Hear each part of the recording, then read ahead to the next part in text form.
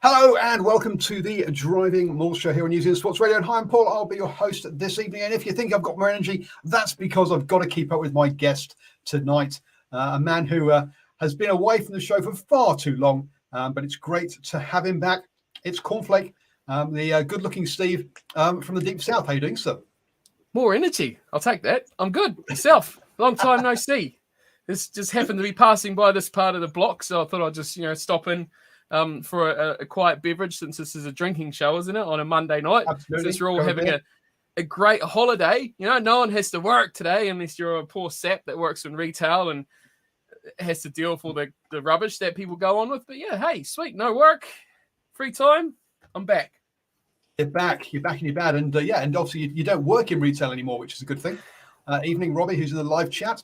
Because now you've moved on upwards and onwards. Rob, I like Robbie. You like Robbie, do you? That's good. You like Robbie because you're a Pacers. You're a Pacers fan. He can recognise the tank of 2022, but don't worry, 2023 will be different. It'll be your year. Don't worry, your year next year. Easy, Warriors, easy. As they say. So what we're going to do tonight? Well, we'll have a quick chat out some news, with some signing news, a bit of Black Ferns chat, because hey, why not? And then we will have a talk about the Super Rugby that has the final rounds where the sides were segregated, a bit like football fans who are kept either side of the Tasman or in separate sections of the stadium. But no, we're going to become more rugby-like and getting together from next week. Robbie says, does he know me? I don't know if he knows you or not, Robbie. But not from a bar of soap. It might just be the fact that you can recognise a Pacers logo, and therefore he's a friend of yours.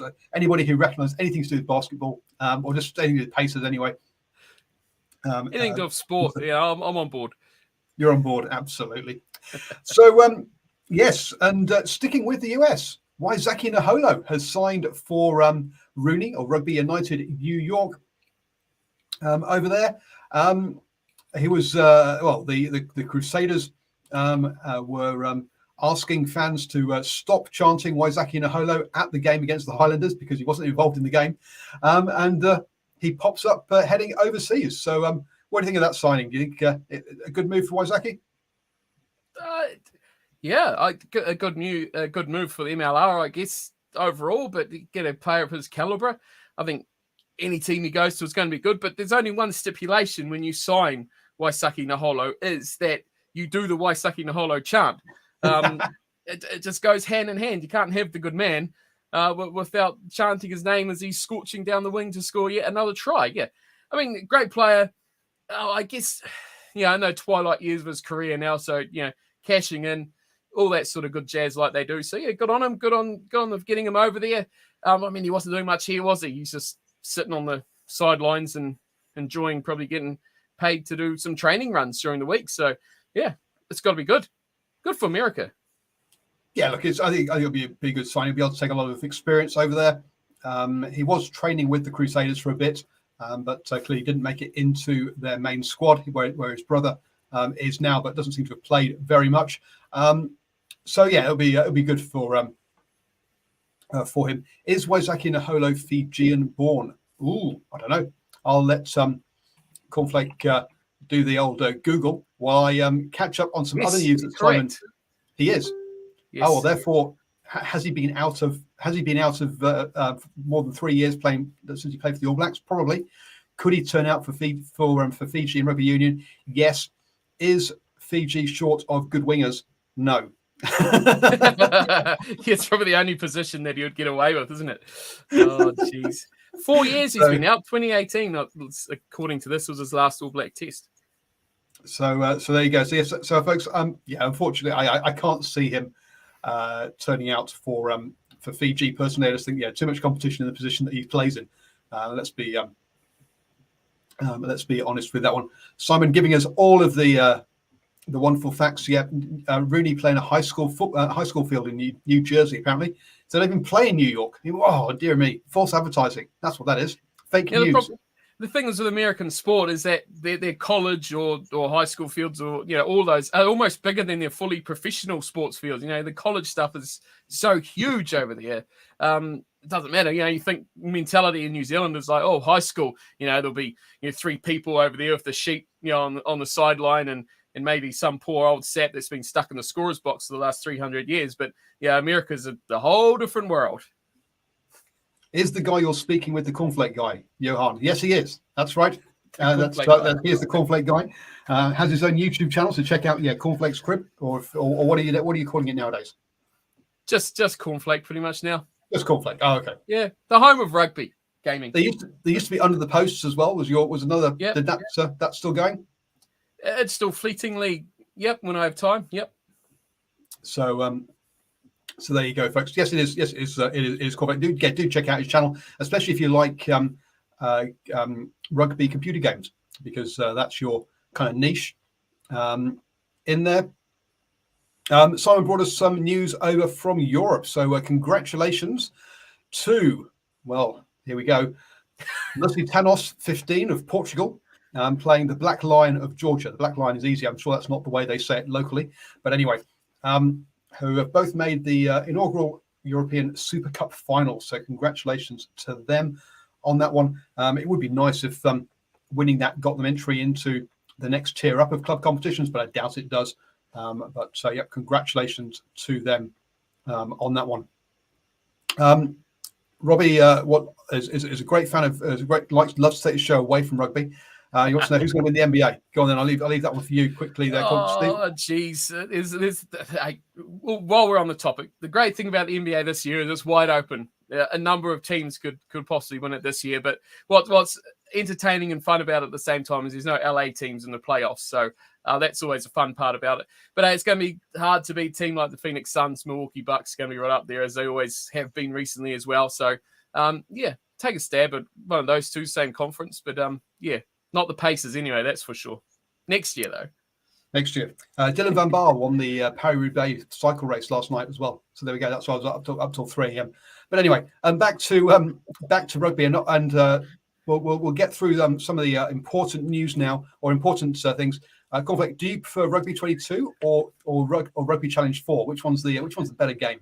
I'm still on Rugby Challenge 4 all the way. Easy question. Rugby 22 or the rugby games, subpar for me. I'll still go for the old trusty. There you go, folks. Surely the old trusty is John Olomu rugby, isn't it? That's the pinnacle of sport. Yep, that definitely is number one.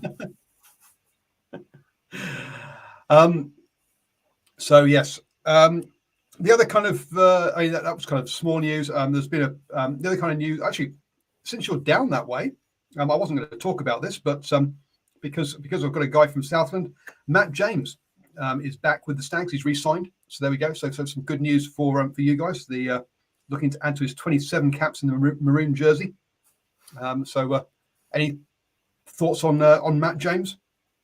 They've signed a number of players over recent, I think, weeks, probably a couple of weeks. Now they've signed quite a number of players. I am a teenager. What are you on about? Youth is just flowing through me, 100%. The Stags, I think the Stags have built a good core of players now that they're retaining. I think it's probably the key thing about it is that they're keeping these guys season on season. So if they can keep doing that, a lot of young talent in there, a lot of young players coming through. So yeah, it's good. It's good that they're retaining these guys because years gone by, it's get a little bit of a name for yourself and then off to Canterbury, off to Auckland. They go to the big smoke, but it's coming the other way now. They're coming down here and they're actually staying here because it's getting a bit more recognition. And the pathway, from 20 years ago, has changed massively. You can make Super Rugby teams out of Southland now, out of Taranaki, out of North Harbour. You don't need to be in Otago, Canterbury, Auckland, Waikato to make those Super Rugby sides. So the game's changed, and I think it's the benefit for Southland. And, we've got that good coaching set up now as well. That experience in Super Rugby as well for Moana Pacifica is definitely helping. Yeah, and you say it is good the path. The players don't have to go to one of the 5 centres to make Super Rugby. They can do it, which makes provincial rugby much better. So that's good to see. The big news of the week, though, is around the Black Ferns and the kind of mess that is happening there.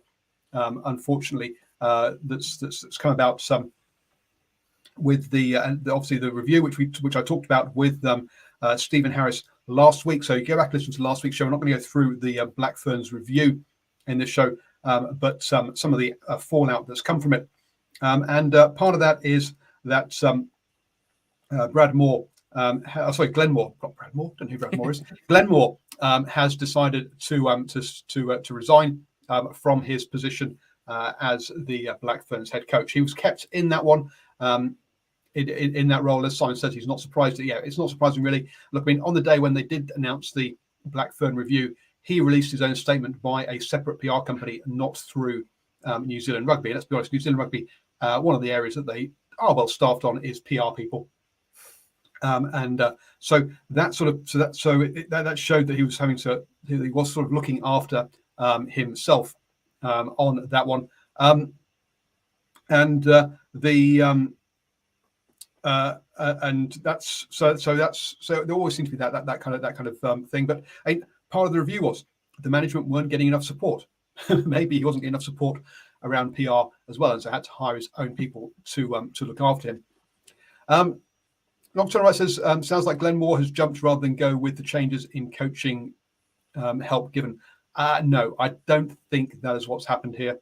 I think he was on board with the changes, but there was increasing pressure on New Zealand Rugby for him to go. There was lots of media articles and things going on questioning how you could have such a damning review and then not change the coach. Well, part of that is because a lot of the problems were with New Zealand Rugby, not with him. The fact that he wasn't giving enough support staff, he wasn't giving enough training to do all that part of things. But it doesn't surprise me that he's gone. Steve, have you been following this story much or not at all?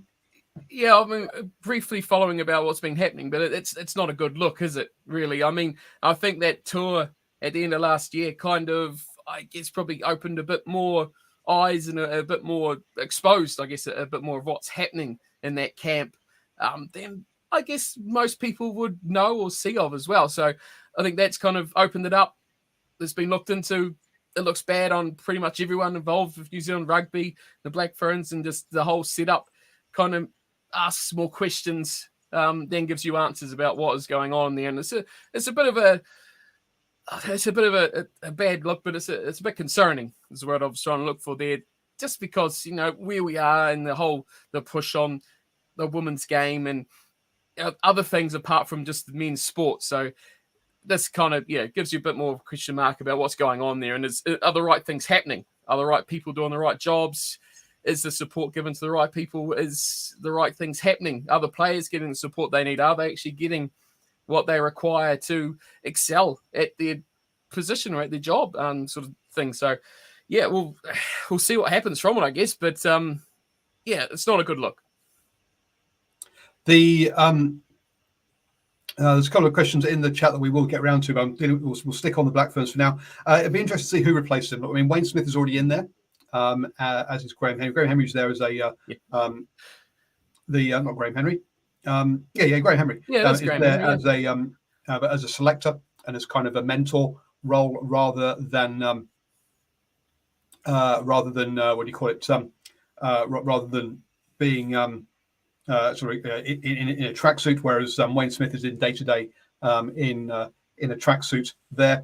So will Wayne Smith step up to the head coach role?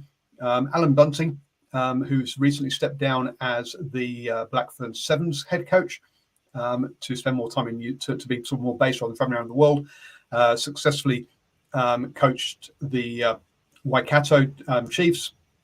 Waikato Chiefs. Sorry, not the Waikato Chiefs. The Waitomo Chiefs Manawa, being sponsored by Waitomo Petrol, to the inaugural Super Rugby Aupaki title. So far, they have not lost a game. So would he come in?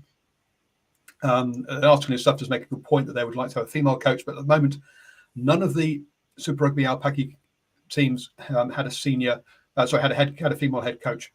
None of the male provinces or Super Rugby sides or national teams that I'm aware of have a female head coach. So throwing a female head coach into that would be really be putting her basically in a position where she's just set up to fail, really, because she hasn't got the experience behind her. Even at Farah Palmer Cup level, there was only one, maybe two female head coaches there. So really, there is a bringing a female head coach in, I think, would be asking a lot for them to step up to that with a Rugby World Cup only 6 months away on that one. A couple of people in there mentioning Anne Richards. Now, I mean, coming in as part of the coaching team, absolutely, bring her in to get the experience of what international coaching is about, but don't throw her in as into a head coaching role before. I mean, if she feels ready. I mean, she's not going to say no to the role, is she? But I think it would be unfair to throw someone in who hasn't had previous experience. I don't know what your thoughts. Conflict. Yeah, it's hard, isn't it? It's hard to find the right balance or the right answer, especially now that it's getting so much more publicity and it's out there so much more now as well. So are you setting someone up to fail to get that? And, you know, in the public eye of the spotlight, which the women's game is becoming more and more now, you're doing the right thing. I think a team, if you want to really bring everyone or bring people through, it has to be as, you know, a squad sort of coaching group to do the right job. So get everyone involved, get people involved, get some experience involved, get some people coming through, some women coaches, and just learn. It's getting to the point now where it's a bit, you can't really just back away from this. You've got to approach it and deal with it and do the right things, I guess. And yeah, if that is bringing in those sort of coaches, giving them experience, bring them through the different pathways up to that sort of level, then that's got to be good for the game. But yeah, you've got to approach this correctly. Yeah, absolutely. One of the things that also has come out recently is that there was supposed to be a reset meeting in January 2021 where senior players, player representatives, i.e. New Zealand Rugby Player Association, Black Ferns management, including more, and New Zealand Rugby officials met. So we're talking we're talking over a year ago now, and sort of like 10 or so months before the obviously the bad tour. In that one, apparently it was supposed to be a constructive meeting where everyone seemed to agree on the way forward, and they at the time they mentioned communication and cultural issues were a big part of things going on there. So it looks like that people knew that there was a problem, that they had a meeting about it. They acknowledged there was a problem. They agreed how to go forward, and then didn't implement those for whatever reason. Now, whether that was, as has been sort of come out in this report, not enough resources, not the right support to be able to make those changes. Well, that's part of it. COVID towards the second half of the year with lockdowns in Auckland and stuff, sure, that was a bit of an issue, but clearly that reset meeting didn't work. The fact that the Black Ferns players are asking for the review people to stay in and oversee and provide a governance role, that the 26 recommendations do get implemented, suggests a lack of trust in New Zealand Rugby to provide that governance themselves as well. So there's definitely a rebuild of trust between the players and New Zealand Rugby that needs to be rebuilt, I think, over this time. So anyway, interesting that it was that these issues were known about at least a year ahead of time, but not dealt with. Which I think again leads you to this piece: that is New Zealand Rugby really committed to the women's game? They knew there was a problem. They saw the problem. They didn't provide enough governance. They didn't provide the governance to make sure the changes made that were agreed. There's no one on the board that oversees the women's game. It does feel a bit like lip service and done for PR rather than actually trying to do things, to be honest. Yeah, it's a bit sad, isn't it, really? You'd think that, like I said before, it's a bad look. So when they're doing this and just making it sound and look like they're doing the right thing, when it backfires and it comes back on you like this, it just makes you look like an absolute fool. And that is worse than trying to do something about it and maybe not getting it right, at least make an effort like you're actually trying to do what you're saying you are going to do, rather than just saying, yes, we're going to do this, we're going to do that, we're planning to do this, and then, 2 years later, nothing happened. So, yeah, it's sad. It really is sad. Yep. Couple of questions that have been mentioned in the live chat. So Johan Rugby says, do you think that Ireland have a decent chance to win the 3-test series against the All Blacks in July? Cornflake, I'll let you kick off on that one. Do they have a decent chance to win the series? I'd say the series would be a tough ask, but certainly win a match. Definitely they will. I mean, it depends how this is approached by the All Blacks and the state that team is in as well. We still have half of Super Rugby Pacific to go through as well. So big players are already missing. We just lost Anton Linnett-Brown a week ago. Key cogs, that team missing. So if they approach this with the best teams they probably can, I think we have a good, decent series on our hands. I think they have a chance to definitely win the series. I'll definitely give them at least one match or one test out of it straight away. But the series, decent chance, yeah. But yeah, definitely a chance, I think. They're good. And it depends on who they send over as well. Quite often we've seen these Northern Hemisphere teams not send their peak players. Of course, they're going through their domestic season right now too, and they could easily lose key players. So I'd still consider the All Blacks decent favourites to take out the series.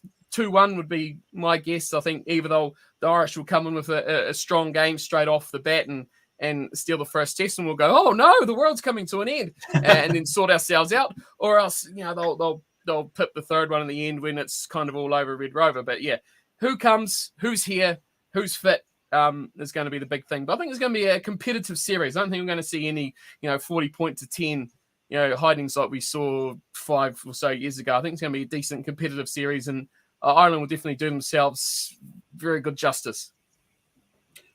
Look, this is the first series in a very, very long time. And we're talking probably going back to maybe 2002, maybe, with England coming over with the team that went on to the Rugby World Cup, where New Zealand aren't out and out strong favourites. Right? This is we're talking. Yeah, we're talking. This is going to be this is down as the most competitive tour series in like 20 years. Potentially more so than the Lions tour, to be honest with you. So I definitely think it's so. Are they in with a decent chance? Yes, they're in with a chance. Are they favourites? No, I don't think so. The All Blacks are still favourites to win the tour, but I totally agree. I think it's going to be 2-1 either way. I can't see either side winning all 3 games, and that is a massive leap for them because let's be honest, Ireland has never beaten New Zealand in New Zealand. Right, they've won 3 games against New Zealand, 2 of them in Ireland, 1 in the USA. In their entire history, but it does come down to, and Johan makes this big question here. Ireland will die in New Zealand if they don't have Johnny Sexton. Absolutely, they have depth in pretty much every other position apart from 10. And yes, they do need Johnny Sexton to be fit for them, I believe. Carberry is not anywhere near Johnny Sexton's level. He's a decent fly half, don't get me wrong, but he's not that kind of level of fly half. So I do think it will come down to him. There is a bit of a question. Look, obviously, they're coming off the back of a Lions year last year. So will they be resting the British and Irish Lions players? We will have to see. Also what's the other word I'm looking for? I've gone blank now as to what that one is. But Simon Hughes points out that Chicago is the most Irish city in America. It's the 33rd county. Well, maybe so, but they still have to travel there, right? But still, I think, Ireland will make history on this tour by winning a test. Will they make history by winning a tour? Let's wait and see. But boy, looking forward to it. Shame I'm not going to get a media pass. It's a tough one. I think we're going to learn a lot about the All Blacks' direction this year. I think as at first, hopefully, we'll continue proper season almost of rugby for a couple of years now. Yeah, a lot of question marks over the way that the coaching set up of this team and the player set up, obviously, as well. But I think because we play, the Springboks, we play Australia, we play the Pumas, and okay, we lose the Wallabies, we lose the Springboks every now and then. But I think a loss to Ireland at home will be kind of a bit more of a wake-up call than a loss to the Springboks or the Wallabies or the Pumas even. I mean, geez, we lost to the Pumas as well. We kind of accept that, which isn't a very New Zealand rugby way of dealing with it. But I think Ireland will probably kick a few people in the pants more than the others will. So this could be a bit of a wake-up call, how they respond. Yeah, what will be interesting for me is if Ireland come over here and they win the first test, how the All Blacks react or how they go into test number 2 is going to be the big thing. So that's what I'm interested to see. If that happens, how test 2 goes. Do we bounce back and thrash them? Interested to see how the media react and how the public react. That'll be, yes.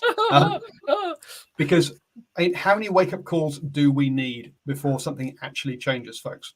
Simon Hughes says here, according to TVNZ News, Super Rugby ratings have dropped on television and the crowd attendance is bad. That's a problem New Zealand Rugby needs to sort out. Yes, put bluntly. But there was too much of a, hooray, look, we've come out of we've locked everyone up for 3 months and they all want to do something. They all turn up to rugby. Yay, we've had good crowds, we've had good viewership. Yes, because we locked people up for 3 months. We can't lock people up for 3 months every year just to get good Super Rugby crowds. It'll be, there are a number of red flags at the moment for New Zealand rugby and the only response I can see so far is we need Silver Lake money. Money's the answer.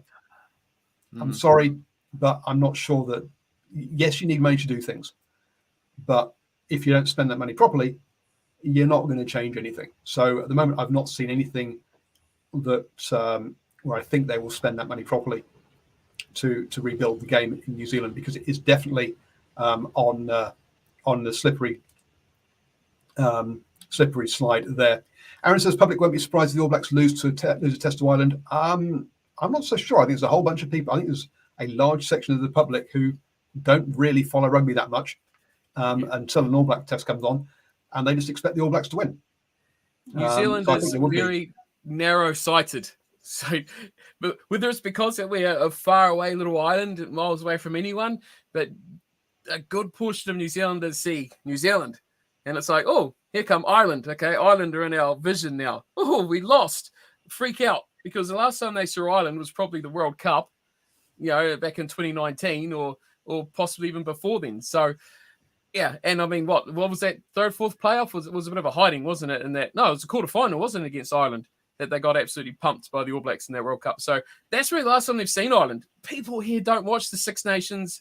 They don't watch any sort of domestic rugby, a Champions Cup or anything like that. So, yeah, I think personally, no, I wouldn't be surprised. But I think most people that have their last memory of Ireland getting thumped in that quarterfinal of the Rugby World Cup 3 years ago, they come here and then they win a test. Yeah, it's freak out time, big time. Yep. Aaron says here, if the All Blacks lose a test to Ireland, will that be enough to get rid of Fozzie? No. Again, because of money. They can't. Well, two things. A, money. They can't afford to pay Fozzie off now that he's got a 2-year contract through the next Rugby World Cup. They'll also say, oh, it's too close to every World Cup. We can't get rid of him. And also he's part of the old boys Blaze Brigade, isn't he? Essentially. So, no. Yeah.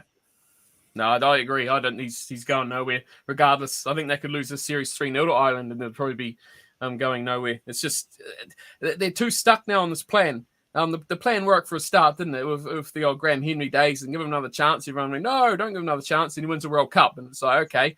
And that followed on through all right. But now it's getting a little bit short. I think Steve Hansen days we accepted and thought, okay, could be worse, but it feels like it's going down that slippery slope, doesn't it? And who's next? Who's next? Who's the assistant that's next to step up? You know, it's surely he can't go to another World Cup, can he? God, imagine the public then. Oh, well, look, I mean, I think everyone is expecting Razors to take over. Let's be blunt. We thought that last year, didn't we? No, I think it's pretty clear he wasn't going to. What was I'll agree that the general public feel was they wanted him to, but I think it was never going to happen. Even though for me, I don't care who the head coach is. I want Tony Brown as the assistant coach, which means Jamie Joseph has to be head coach because that's the only person Tony Brown will work with. It's a good combination. Absolutely, yeah. Yeah. Bring it on. Yeah, international experience. Joseph, yep. Oh, I've just realised it's fallen off my bottom of my desk now. And hopefully it doesn't all cable doesn't fall out and we all get cut off. I like that comment. Yeah, that comment there is correct. I've lost it already. About 2018, last time Ireland were on the same level as 2018. Ireland, and I've said this before and been torn apart and then proven right when it comes to World Cup. Yeah, Ireland peak between World Cups terribly well. They are really good at it. And now's their peak. Now is their best time. So they are mid-World Cup cycle. This is when, even late mid-World Cup cycle, but this is when they are at their best. So, yeah, this is almost peak Ireland, isn't it? When they're coming onto this sort of thing. And then by the time they get to the World Cup, injuries, form have happened and everything's gone wrong. And then we go back to seeing that same old Ireland again. Your desk's going to completely fall apart, Paul. It's a bit like your chair. You need a new one. Yes, I do, folks. I do need a new chair. I need a gaming chair like this, like Cornflake has got. So, folks, help me get a gaming chair by becoming a supporter of New Zealand Sports Radio. Head over to patreon.com/NZ Sport Radio and become a supporter so that I can get a gaming chair, please, so I can actually be comfortable rather than in my this wooden one that is not so comfy. Hey, here's a stat for you. The fact or possibility of James Lowe scoring the game-winning try against the All Blacks later in the year. How about that? I could really jump on my bandwagon then of James Lowe to be an All Black, or from days gone by. Look, he was good enough. The combination of James Lowe and D-Mac is fantastic. It's just such the counter-attack from those two is brilliant. I think he was good enough. So yes. Aaron says Razor with Leon as the what? Leon McDonald. No, terrible player, terrible coach. Whoa, harsh. So if he's a terrible coach, who is behind the Blues kind of rise up to play the way they play? That's what kind of makes me look bad at saying that now, because the Blues are actually stepping up decent enough. But hey, maybe you just need a time. As long as no one says John Kerwin, then I'm okay with it. Oh, geez. Sorry. John Kerwin, fantastic player. Done wonderful things for mental health. Terrible pundit. Terrible pundit and terrible coach. I know. I mean, I do have to eat my words, but on that, the Blues have been going pretty good. So I'm not a fan. Leon McDonald, terrible player. Didn't rate him at all. Solid. Caleb Ralph 2.0 almost between those two. But yeah, I mean, they are to a table, so you can't argue with that. They are where they are, and I guess as a coach takes the fall when they play poorly, he's got to take the credit as well when they play well. So yeah, he's definitely. So how good a coach is Caleb Ralph? I've never seen him. I meant as a player. I'd hate to see him coaching. Oh, don't even go there. Oh dear. Anyway, as Aaron says, who's top of the table and how's the Highlanders going? Well, the best way to find that out is to become a supporter of New Zealand Sports Radio over at patreon.com/NZ Sport Radio, because Cornflake and I recorded a show today. It's an hour-long show that is a midterm report midterm report for the Super Rugby for Super Rugby Pacific. So if you want to listen to that, become a supporter. That will be coming out tomorrow on the Patreon, or you can watch it as well. It'll be available as a video or as an audio over at patreon.com/NZ Sport Radio. Other things that are available over there as well. I was just having a quick look at things that have gone up there recently. Was where's women's rugby going? That's that was a timely piece for me by me on that one, wasn't it? That's more about where the game's going generally, not so much about the report from New Zealand Rugby. An interview I had with Alex Lankville about 50 caps, and also why he's playing so well. Best bits from various post-match interviews. I had a chat with DrivingMaul about Chiefs culture and how he's going, coming back from injury as well. So look, there's those interviews and stuff that's all on there. And Aaron says, can the Highlanders win in Australia? Yeah, they play the draw. So, yep. They they play the draw in Australia, or because he's saying in Australia rather than against an Australian team. So just have a quick check up as to who do they play in Australia. They play the Brumbies, they then play the Fijian Drua and the Reds, and also the Rebels. So I think, the Rebels and the Fijian Drua, two wins there for that one. 3-win season, baby. Yep. Is 3 wins enough to get you into the top 8? We will find out. It's enough to keep us off the foot of the table. That's all we need to worry about. Beat the draw, beat Moana Pacifica. That's all we need to do. It's not like we're afraid of tanking a season, anyone, to get good draft picks or to rely on next season. It's all right. Yep. Youth. Yep. Exactly. So let's have a quick look back on last weekend, because there were some cracking games last weekend, and it started off Crusaders versus the Blues. And sorry about this conflict, because again, you're going to have to say, wow, the Blues actually pulled it off, because Carlos, who in 2004 was when Carlos did his thing, and was the last time that the Blues won down in Christchurch. Wow.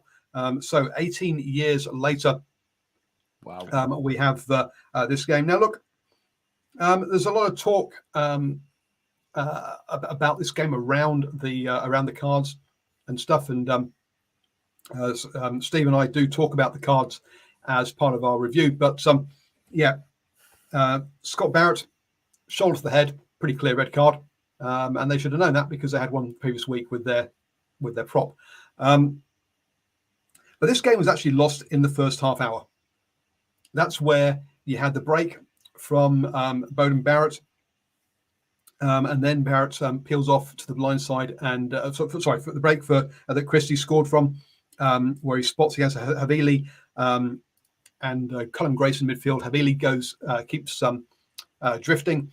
Colin Grace can't drift fast enough, and Beauden Barrett steps inside, and then he goes blindside, gives it to Papali'i, who does some fantastic footwork to march himself straight through Moanga and whoever the 9 was at the time. So basically, one of the better ball carriers at the moment in Super Rugby Pacific, smashing through a 9 and 10, and over he goes for a try. And suddenly it's 7-17. Now the rest of the game was actually won by the Crusaders, because the Blues only scored 10 more points, whereas the Crusaders scored 16 points in the rest of the game, even though they picked up a red and a yellow card. So, but that slow start and that fast start, or Beauden Barrett's basically stepping in. So a bit like Carlos Spencer's magic 18 years before, Beauden Barrett's magic here saw the put the Blues into too big a lead. So, and I think a lot of people are spending so much time on those cards and not so much on the beginning of the game, Steve. Do we have to talk about cards? I mean, I said it on Twitter. It's just like, why? I can understand the start of the season, but why would you go into a tackle with your arm tucked and straight to the... It doesn't matter where you hit him. It's still a no-arm tackle. You hit him in the knee. It's still a no-arm tackle, isn't it? You're not wrapping... I don't get what the benefit is of them doing this. You're going to make a authoritative hit, okay, if you get away with it. The guy was already tackled. He was already tackled. So what authority are you going to make there when he's already going to be on the ground, at your feet anyway? It's silly. It's silly, and I don't understand why they sort of try on that sort of thing. You just go back to the normal tackle sort of technique and do it properly. It doesn't advantage you in any way whatsoever. But cards, I mean, there's so much talk about the cards and the red cards because it's only the 20-minute sort of thing. So it doesn't really hugely affect the game so much. And the teams are so much prepared for it now that it doesn't have so much of a huge effect. In fact, the teams that normally get the cards usually score the points. This is how crazy it's going now. Okay, now Clayton McMillan gave us a bit of insight into that by accident the other day. So the Chiefs, they were up 15 on 13 against the Blues. And he said, we have trained on how to play when you're down to 13 men. We haven't trained on how to play when you're attacking 13 men. That's a problem on our part. We've done that wrong. As you say, all the teams practice on what to do when they get cards because they know they're going to get them. They forget or don't practice enough on what to do when the opposition get cards because, look, in this day and age, the opposition is getting cards too. And as you say, they just don't train how they try to play the same way against 15 as though they're playing 15 rather than where can we find the space on the pitch because there's more space somewhere. And that's what they need to do.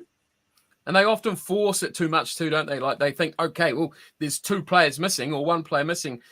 Where's the hole? And it's like, well, they try and kind of do too much rather than just playing a natural plan, finding overlaps, drawing and passing, the simple sort of stuff that's eventually going to give you open players in positions. And being smart about it, if you lose an outside back, your space is obviously going to be in those wider sort of channels, isn't it? Someone's going to have to drop back to cover the fullback if he goes off. Or things like that. If you lose a flanker, obviously the forward's going to be a bit down in the power. So it's about being smart about how they're playing it. But I don't think it affects the game too much these days. I do agree with you that the Blues won this game at the start.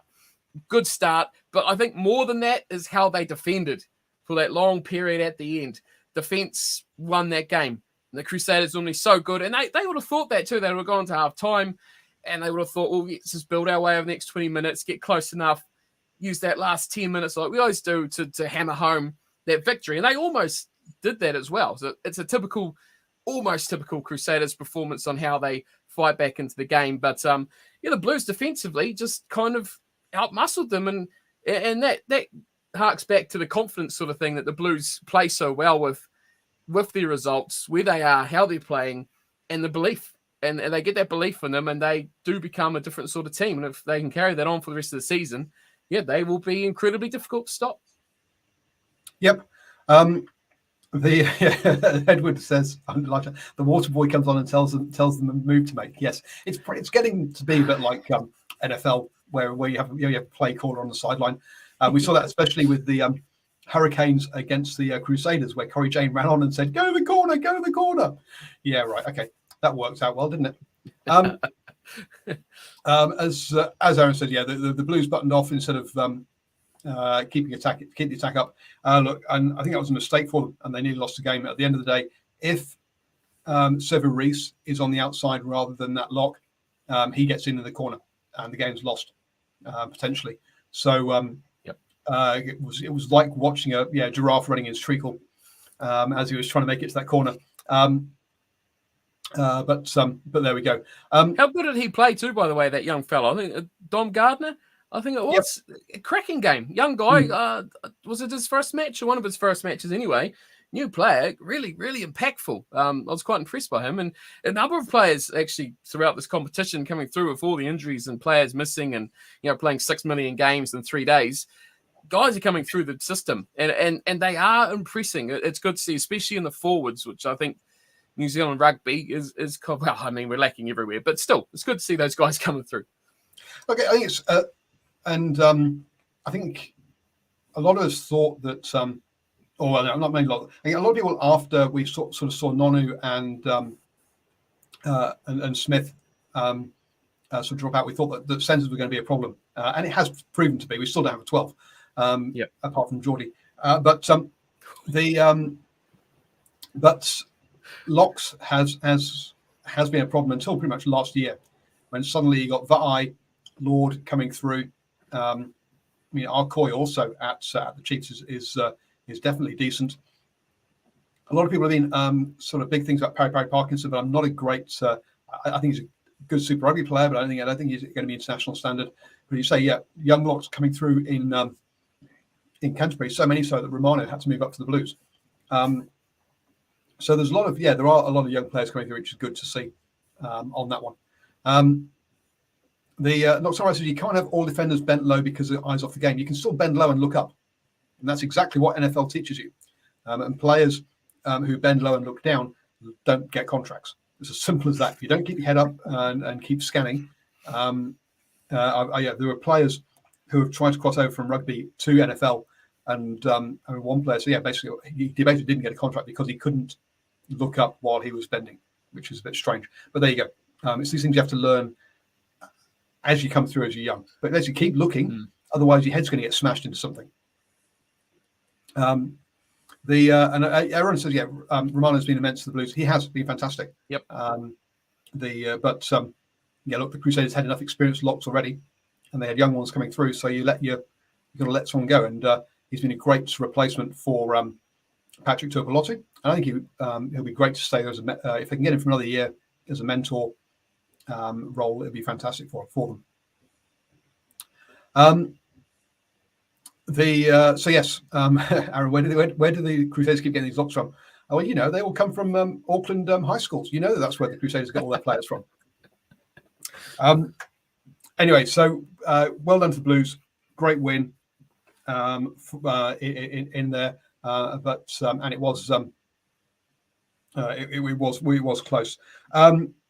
Rebels versus the Reds. Essentially a game won by interceptions and turnovers. In the end, it finished at 32-36, so pretty close. But early tries, the turnover and the interception, that if he hadn't caught it, he gets penalty and potentially even a yellow card for the turnover. And then they had another one in the second half as well, when I think they were down to 14 men. So a game won by that,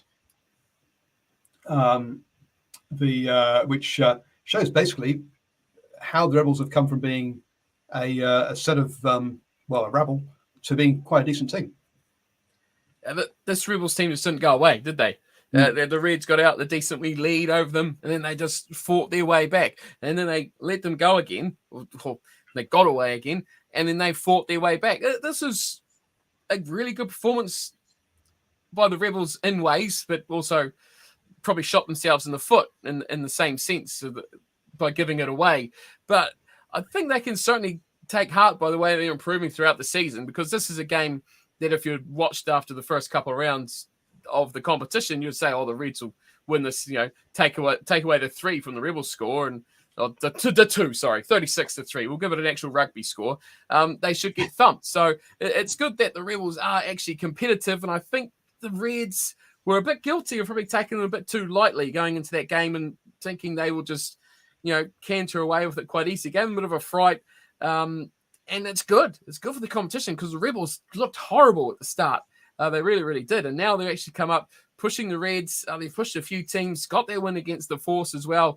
Massive turnaround over, 5 weeks or so to actually become a competitive side. So not perfect, not great, but competitive. And I think that's the key thing, especially for those bottom half Australian sides, is that they can challenge the Reds and the Brumbies, give them a bit of a fright, give them a bit of a test, and actually make them play properly, make them play their good players, make them put out their best rugby. And we saw that, and it was a fairly entertaining game. There's tries all over the place, points, it's like I said, intercepts. It was flying all over the place. You didn't know what was going on. Yeah, and look, we've talked about how basically you watch a New Zealand Super Rugby game and you watch an Australian one and go, oh my God. Thankfully, yes. And look, the Crusaders Blues game was a very, very, very good game. So it was a step down, but it wasn't a step down to a horrible game. It was a step down to a good game rather than a very good game, which was great to see. And you can see those breakaway tries in this stat. Rebels 375 meters running, whereas the Reds are 536. So about 150 more meters running with one less run. 92 runs by the Rebels, 91 by the Reds. That was those breakaway tries. 2 clean breaks to 7 tells you where the Reds picked this one up. So again, this Reds team is a defending team that then kills you on counter attack.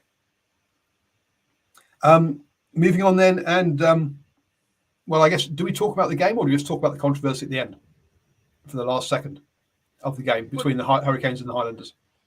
Okay. Oh, geez. Okay, go for it.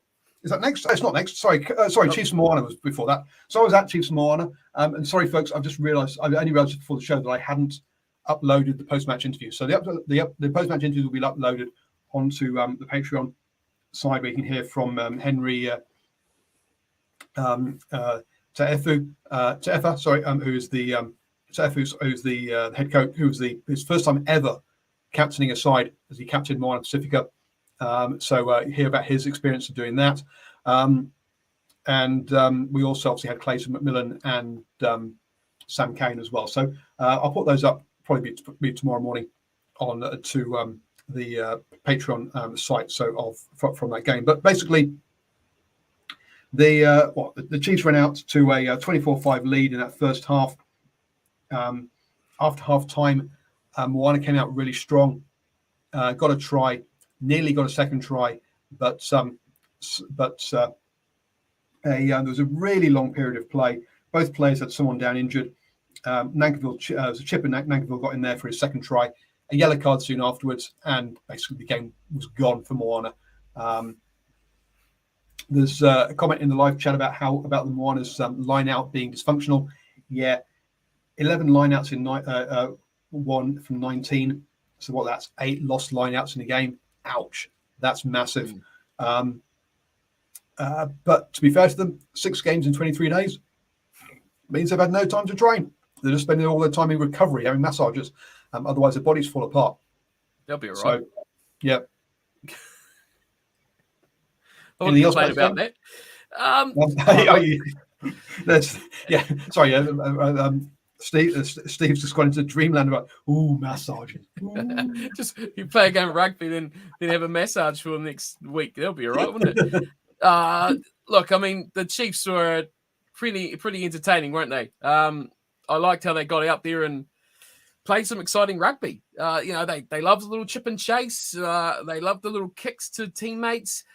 I think they played a bit more expressive than we've probably seen from them in their recent sort of games. It's probably been a bit more high pressure. I think getting out that lead nice and early, they kind of, I guess, would you say relaxed, or they probably just went out and played the natural game, knowing without that sort of pressure on them to fight right to the end. So I think it was quite nice for the Chiefs, who should get out there and express their rugby a bit more. And they have that exciting ability in those outside backs to do that sort of thing as well. So it's good to see.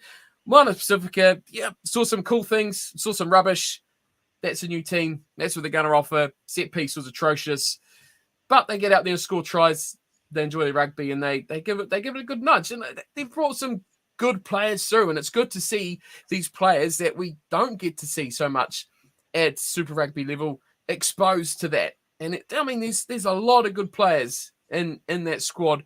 Time is going to be their friend as they get better. They'll improve, get that sort of stuff going. Like I say, all those games in that time, it's tough to get continuity when you're changing your whole 23 almost in 3 days, playing another game, and then another game 4 days later. It's tough, but hey, they're sticking in there. I think they're well coached, they're looked after, and they're entertaining in times. They are, and they're good to chat to. That's pretty much all of those on that one. Nankivell, questions during the game. Is Nankivell in the conversation for the All Blacks? Yes, he is, but so is Lester Fionuku, Goodhue, obviously not Angela Brown, who's injured, but Enor, Tapia, Geordie Barrett. There's a lot of people, Havili. There's a lot of people in that conversation for centres. So yes, Nankivell is playing well enough to put himself in that in that conversation, but I'm not sure he's necessarily good enough to get himself in the actual squad yet. We'll have to wait and see. Injuries, yes, and Goodhue hasn't played yet. Jack, that is. The other Goodhue's injured himself and he's out. Thomas Manga Jensen as well. Yep, another player is putting his name in the in there, perhaps more for his potential than his actual performances currently. I also want to know what's going to happen with Billy Proctor. And how many players do you know that their first contract at Super Rugby level is a 5-year contract? It's a massive contract that he got when he first signed. So the Hurricanes really do rate him massively. Aaron says a lot of players have gone past Havili in my books. Yes, totally agree. Like Dave Havili showed he's a Super Rugby centre, but not an international one last year. And we got nods from Cornflake there for our podcast listeners. It's a tough position to fill, isn't it? It really is. I mean, there's a lot of players, and they're all kind of, no one's reaching out and going, bang, I'm considered better. Or, there's a lot of players around similar sort of levels, and they're going to have to find out who's got the cream and who's not got the cream, because there's only one way to find that out too, and that's throwing them into the fire, and you sink or swim. That's where it's going to be found out. You look at all these players, like New Zealand Rugby is full of them over the last decade or two who have performed amazingly at international level. Ma'anono, I'm looking at you predominantly.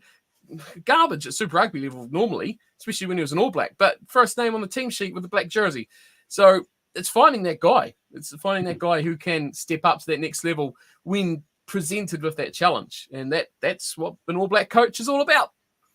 Yeah, I think it's been a bit unfair trying to fill Ma'anono's boots, and the fact that a lot of players they're like, he doesn't run over players and pass and kick. Well, neither did Nonu when he started. Let's be blunt here. He added those things to his game, and he added them very well. So, but he was not the player he finished was not the player he started. Definitely not on that one. No, he couldn't kick for nuts, could he? When he first started out, he was terrible. Well, I wasn't asked to kick either. You're not. You've got Dan Carson next to you. You don't have to worry about kicking, right? Dan will do the kicking. When he gives you the ball, you either give it to Conrad or you run. That's all. Keep it simple. Oh dear. Yes. Highlanders Hurricanes then. So the Highlanders jumped out to a. My notes basically here are halftime 6-14, and then controversy at end. Basically, obviously there was a game. We had a red card for a shoulder to the head, which, as we've discussed, is a red card. But the Highlanders got themselves back into this, and then we had that controversy at the end. Look, I'm not a great fan. In fact, no, I hate the idea that getting held up over the line means a scrum, means end of game. I think it should be a scrum. I think the game should keep going. I don't think that should be the stoppage that ends a game. To me, but I guess that's a separate topic to this game. Your thoughts on this one? I was driving during this. I've only seen short highlights, and I've not seen the incident that a lot of the Highlanders players are bringing up about the black eye. So, your thoughts on this game? That black eye didn't look as bad as it probably ended up to be. It didn't. Yeah, it's hard. You contact the head, you're in trouble, aren't you? So I guess there was contact with head. So as innocuous as it did look at the time, there was clearly obvious contact with the head when he had a big black eye about 2 minutes after it happened. So yeah, I mean, it's that same old story, isn't it? Head, bad. Doesn't matter how it happens, what it happens. If it's involved with the head, it's bad. But the end, I agree with you on the end of the game. I hate it when teams are chasing the win like this, a couple of points or a point behind, and they just go with that forward thing, because when you hit it up like that with the forwards with short plays, you're close to the line, you're not losing ground. But the possibility of the referee seeing that you've scored the try, or that it's visible and that it's clear and confirmed that he scored that try, is you're pretty average. It's pretty hard to see. So that's why, not that I prefer that they use the forwards or the backs, I should say, but it's more that it makes it hard to make it clear and obvious that you scored the try. So, and like you say, when it doesn't work, it ends the game. Done. Yep. You're waving your arms about. To me, I'm just this Aaron's comment is just yeah. It's a 1 point game, folks. Drop goal. Why the beat are you not setting up for a drop goal? A 4 point game, I get it. Yeah, keep bashing away at the line, and take the risk of being held up. But a 1 point game, get in the pocket, Mr. Banks. Close enough. Yeah, but close enough. They got held up over the line, of course. Yeah. Knox Wright says, was it a seatbelt tackle? Yes, seatbelt tackle. Aaron Senna came in from the side. I mean, there was multiple. There's multiple infringements at every single ruck, but there were definitely multiple ones at the end of that one. Did he get it over the line? So yeah, just drop goal. The Highlanders, whilst they'll complain about this, they had the opportunity to win this one, and they fluffed it. Yeah, they did 100%, and it was. They had multiple opportunities to win this game. I think second half they really did dominate it overall with the areas of the field that they were in. If not a lot of this matchup, they were in good spots and didn't make it count. Like we've talked about before, their ability to finish the chances is definitely lacking in that team. But yeah, make it clear cut. Make it clear cut. Make it obvious. Make it clear that the ball is over the line. Oh, geez. Wasn't it Mitch Hunt that kicked that drop goal from 40-odd meters out for was it Canterbury or the Crusaders against the Highlanders the year before they signed him? So he can do it. And Knox Wright says drop kicks are not easy under pressure. They're not easy under pressure. You're a professional rugby player. Kicking penalties are not easy under pressure. I tell you, unless I move out in front about 10 meters, anything further than that, I'm going to hope. Yes, it's not easy. I get that, but this is part of what this is what they practice for hours and hours a week. To be able to do, as you say, professional rugby player. That's what they pay. That's what they practice to do. Frustrating. And as Aaron says, Highlanders have fluffed 2 games in a row now. Should have beaten the Crusaders as well. There's something perhaps some question marks. I'll actually listen to the show that Steve and I did recorded earlier, so it'll come out tomorrow as part of the on Patreon special. Where we could have talked about the Highlanders a little bit as well. Who was the Highlanders head coach during the 2015, 2016? Was it Plumtree, who's gone off to... Jamie Joseph was the coach. No, that's the Highlanders, not the Hurricanes. Hurricanes, sorry. Oh, yeah. I thought the Highlanders. One track mind. Anyway, I can't remember who it was, but he's left. And he got replaced by Plumtree, and Plumtree went off to the All Blacks. So yeah, that's what's happened. That's how... I've gone blank as the Hurricanes head coach. But anyway. I just think 2015, when you're talking about Super Rugby, it's clearly the champions. So, yeah, it's the first thing that comes to mind. Thank you, Edward. Chris Boyd. That's right. So yes, that's the Highlands Hurricanes. Force Waratahs. This game was over in the first 15 minutes. 3 tries. It was 24-0 after 14 minutes. The Force were just a mess at that point with their defence. Holes all over the place, disjointed. Just not. And the Waratahs just walked in. The Waratahs, to be fair to the Force, they tightened things up and then played much better rugby for the rest of the game.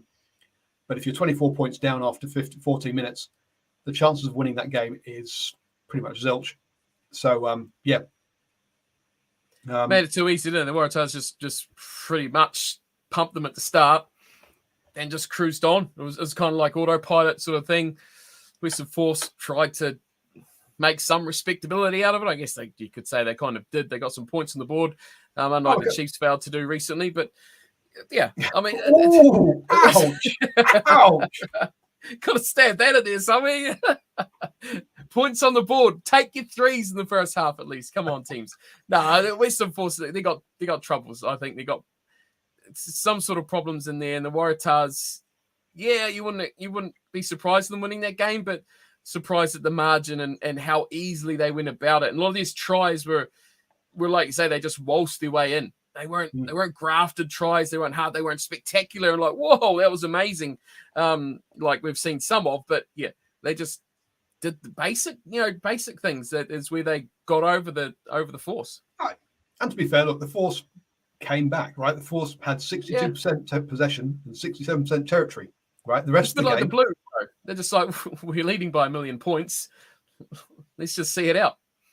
Yeah, but the rest of the game was competitive. But the first four, but it was all over in the first quarter of an hour anyway. So so who cares? Now I'm going to put Johan's. who cares about the rest of the game? You basically go to bed, don't you?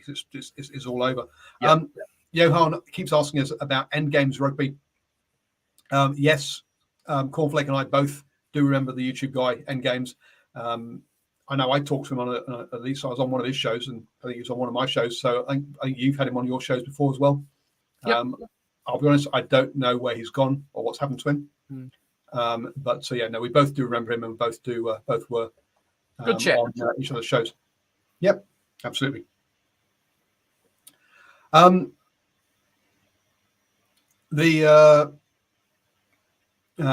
you hear Michael Checker is going to be? Yes, absolutely. A man who says he doesn't do any analysis. Have you seen how he does?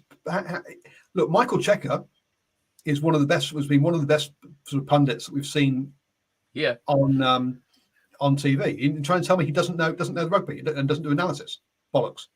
He's good. I actually, as far as the halftime shows kind of go, he's actually one that kind of you watch him and go, yeah, that actually does make sense. He's actually the kind of actually what he's looking at. It's deeper than you initially see on the surface, so he's not bad. Better than the New Zealand ones, if I can have a gripe. I'll just sit back. Off you go. Jeez. I mean, Tony Johnson, Nisbet, and those guys, even Marshall, I can handle, but gee, Dag and his little buddies, terrible. Aren't they terrible? These guys, you guys in the chat, you want to get some sort of analysis on the game. You don't want to hear about how Israel Dag's weekend went with Corey Jane or things like that. I don't want maties.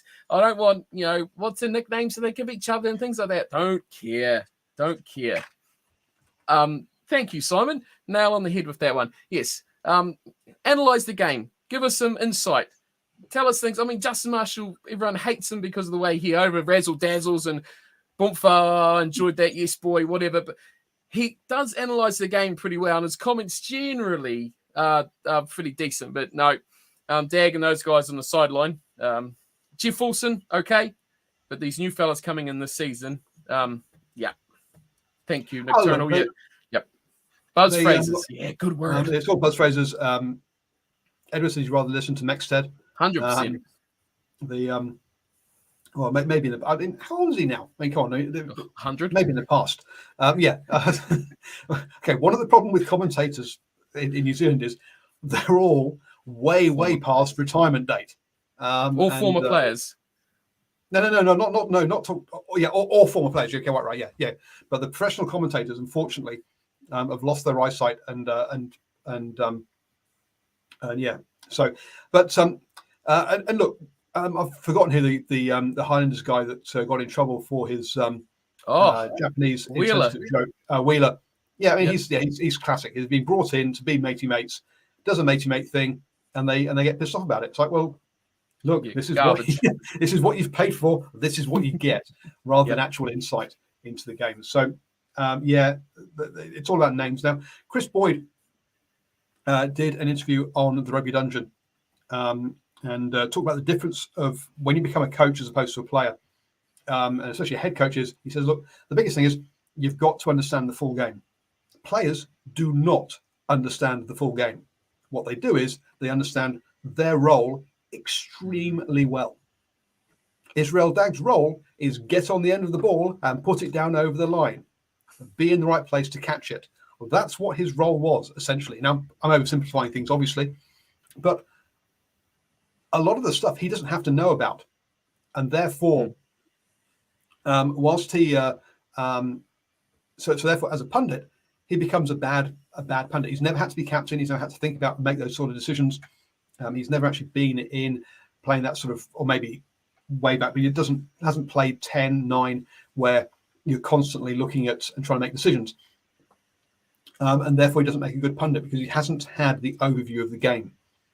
He has had a very narrow, extremely detailed, fantastic view of being an outside back. But that doesn't necessarily make a good pundit. Mm-hmm. It depends on what they're looking for. Like, what does Sky actually want from those guys that do that role? That's ultimately their decision, isn't it? But to me, as a viewer, I would like that sort of thing, like the Michael Checkers, like that sort of halftime thing where they break down that play and say, hey, look, they're going with this sort of system to manipulate this sort of defensive pattern. I look at that and go, yeah, smart, but Israel Dag sitting there talking about, what he did 3 weeks ago, it's just, it is not the same. Chalk and cheese. What you want is someone who can put across complex and insights in a language that your casual fan can understand. Yep. Right? That's what you really want to do. Unfortunately, what Sky have gone down for is we've got to appeal to the casual fan. The way we appeal to the casual fan is with matey chat with names they know about. I know that guy. I know. I watched him play in the World Cup. He made funny adverts with the with Air New Zealand when he didn't get selected for the Rugby World Cup. Jeez, and my Chiefs dagger was a bit sharp. Jeez. And it's like the interviews as well. I'd prefer someone to sit there professionally and say, hi, John, what are your thoughts? Rather than, hey, bro, I just professional comments, speak about what it is to speak about. Professionalism, I guess, the way to describe it. And Simon says, I've noticed the Sky side doing the ACC commentary. Absolutely, a bunch of middle-aged white guys who think they're funny. Yay, that's a way to appeal to a diverse audience. Geez, it's just the same old people again. Maybe the 10-14 guys. Yeah. Now look, the 10-14 guys. Unfortunately, they went over to Spark as part of the Rugby World Cup move, thinking that they would. I'm guessing here, thinking there would be more rugby work there. Ongoing from that, there wasn't, and Sky went. Anyone who went over to Spark, we're not touching with a barge pole. Fuck, go, beep off, basically. And you saw Scotty Stevenson put out a tweet moaning about his mates who he brought over all suddenly were out of work. Well, mate, that's what kind of happens sometimes when you burn bridges. Sky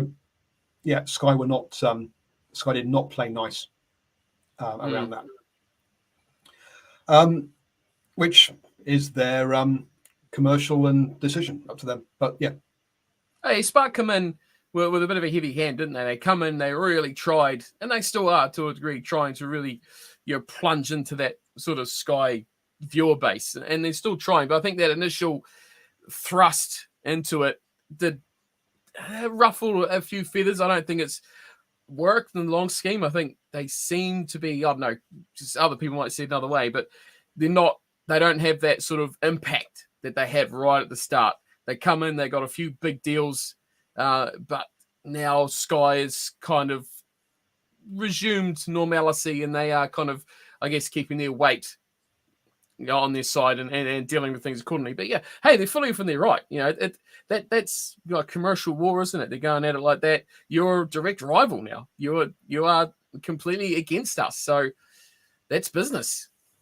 Oh, look, and Sky, I mean, Sky's response was to get rid of John Follett, who was basically out of his depth running a company like that, and had been in the role way too long. They've gone through two people for that one. Gone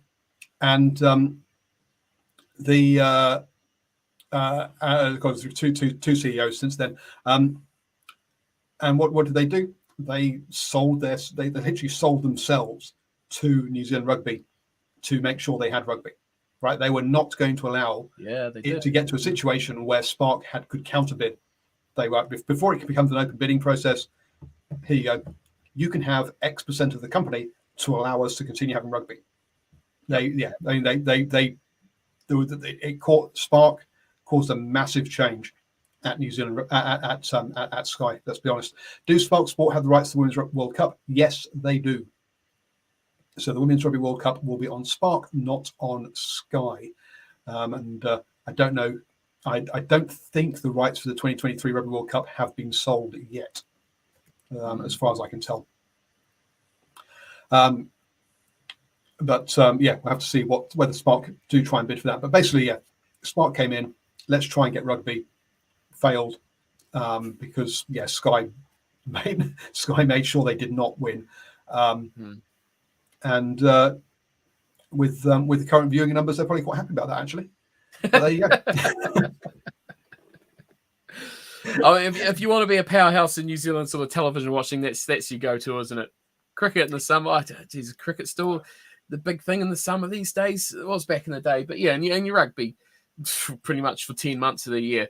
That's your New Zealand viewership, isn't it? That's your meat and drink. Well, I think actually league now is a big one. I think you're probably getting more people watching league than you are rugby, unless it's an All Blacks test.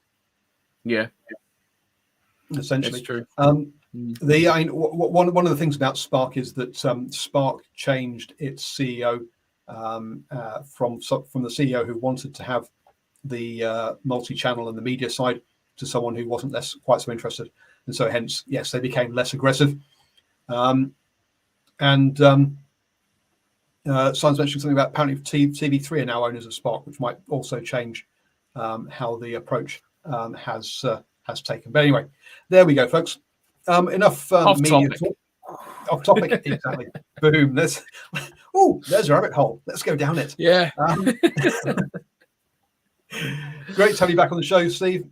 Thank you for joining me. Thank you, everyone. Don't forget, 8 p.m. every Monday for the DrivingMaul show. Head over to patreon.com/Enter Sport Radio for exclusive content over there as well. And we've also got the Standoff show, which is our NRL show on a Wednesday night at 8 p.m. So thank you, everyone, for joining us, and see you all next Monday.